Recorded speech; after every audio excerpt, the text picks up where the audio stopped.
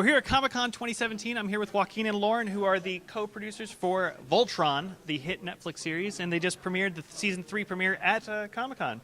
So congratulations. I heard the panel went over very well.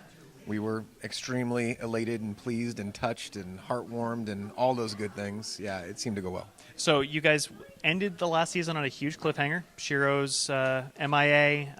Zarkon is out for the count, at least for the time being, and Lotor is joining the cast. What does it mean to you guys to bring in these new characters and the new dynamics for season 3?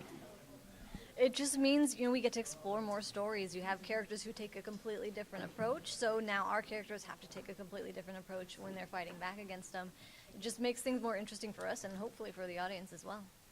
Yeah, I mean, we talked about it a little bit at the panel, but, Zarkon sort of set up this dynamic of these are the good guys, these are the bad guys, this is how it goes, and I think Lotor shows this whole shade of gray that has been sitting there the whole time that we now get to explore and give a level of depth to our villains that, sets up a much deeper universe. Could you talk about Lotor's approach to villainy, as it were, versus Zarkon?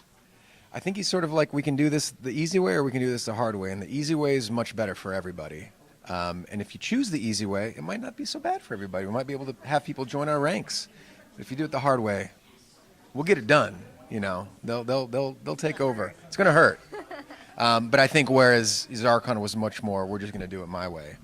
Lotor gives people the option. Yeah, Zarkon was all about force, and Lotor is about, let's work together if we can work together. And if we can't work together, then we bring in the force. Yeah. Evil villainy, manipulation, things like that. He's All deeper. that. He's deeper. Okay. And, he's got a whole history himself being a prince that we've already found out has been exiled, coming back to his kingdom. So there's a level of depth there that I think informs his character. And I understand that his team on the show is all female lieutenants. Mm-hmm. Can you talk about them a little bit? They're really cool, and I like them. We wanted to differentiate him from Zarkon very much, and Zarkon, again, being all about power and brute strength. And then we have Lotor, who's got these 4 generals. One of them is clearly about brute strength. She's pretty big. But the rest of them have very unique, different abilities that we'll see in the show. And they just bring a different dynamic to him. They're also all half Galra. None of them are full Galra. Much like Lotor, he doesn't look full Galra. What's his other half? Yeah. But that's something that a lot of Galra frown upon, and Zarkon definitely frowned upon. But Lotor is different. He wants to work with people and find the best people for the job.